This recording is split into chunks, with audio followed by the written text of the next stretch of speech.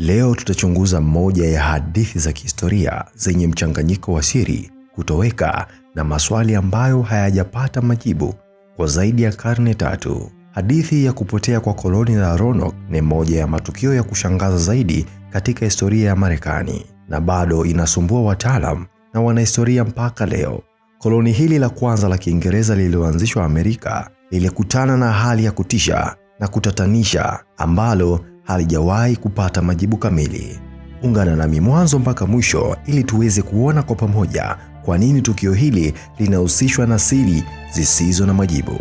Kama wewe ni mdau wa matukio na hadithi za kihistoria, na kukaribisha ujiunge na chaneli hii kwa kubonyeza neno subscribe. Karibu.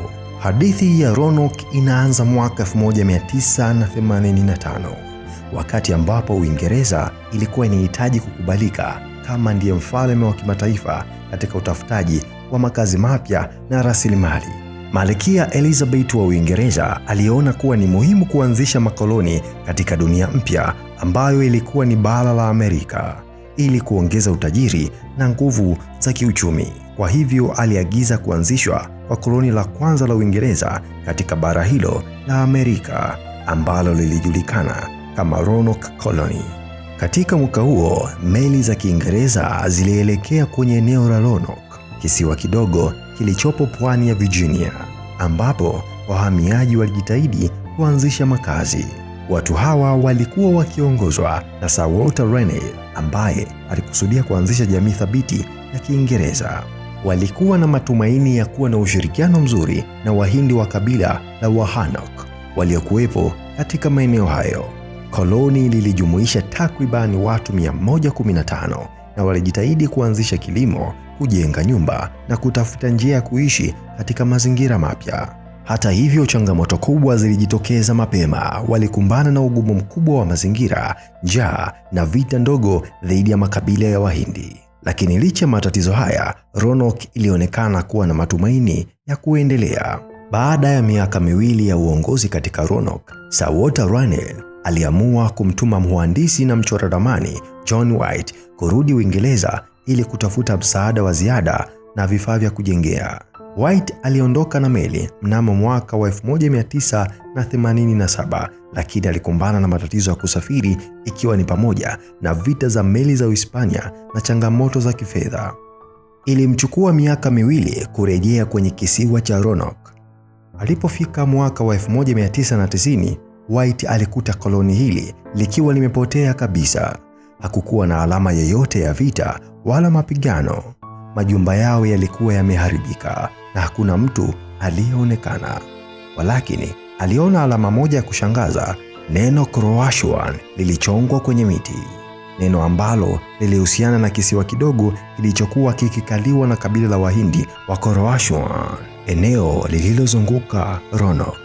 John White alifanya juhudi kubwa za kuwatafuta wahamiaji wenzake. Akajaribu kila kitu alichoweza, lakini hakufanikiwa. Alijaribu kutafuta makazi ya wahamiaji na kuwafuatilia alama za Croatoan, lakini hakuwa na majibu.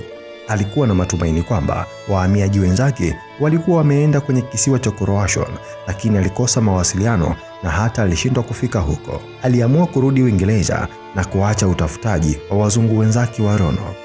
Kutoweka kwa koloni la Roanoke kumekuwa na maswali mengi kwa zaidi ya miaka 400. Kuna nadharia nyingi ambazo zimeibuka zinazojaribu kueleza kilichotokea. Hebu tuchunguze baadhi ya nadharia kuu ambazo wataalamu na wanahistoria wamependekeza. Baadhi ya wataalamu wanadhani kwamba Wahindi wa kabila la Wahanok na makabila mengine walishambulia na kuua wahamiaji wa Roanoke. Hii inaweza kutekelezwa kutokana na historia ya migogoro ya kimataifa kati ya wahamiaji wa Kiingereza na Wahindi. Ingawa hakuna ushahidi wa moja kwa moja wa mashambulizi, baadhi ya wataalamu wanasema kuwa neno Croatoan linaweza kuwa lilikuwa alama ya kutahadharisha kuhusu hatari inayozunguka. Roanoke ilikuwa katika mazingira magumu na wahamiaji walikumbana na changamoto kubwa za kimaisha. Njaa kali na magonjwa yanaweza kuwa yaliwatesa na kuua wengi wao.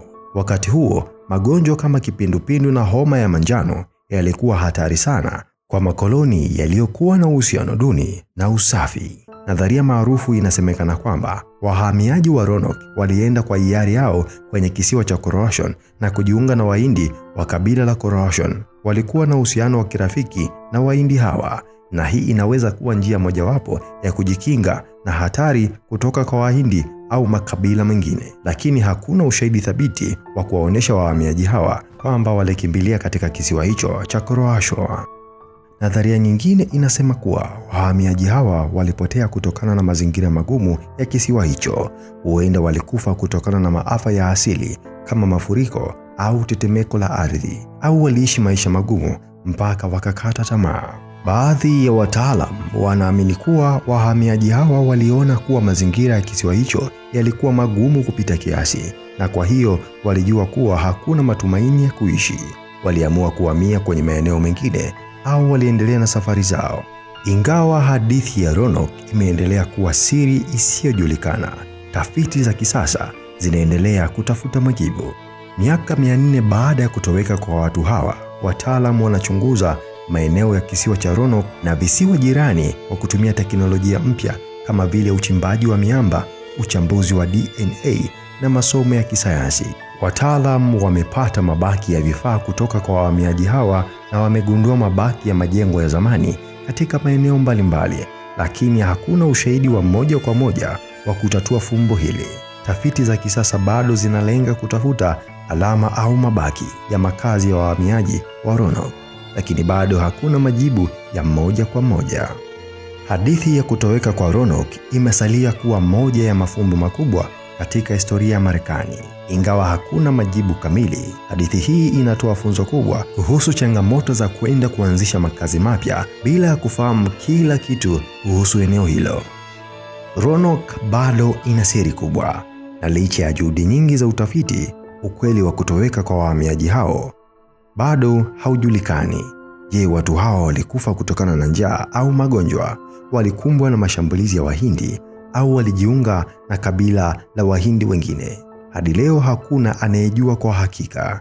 Hadithi hii ya Roanoke inazidi kuwa mojawapo ya mafumbo ambayo yanaendelea kuvutia wataalamu na wapenzi wa historia duniani kote.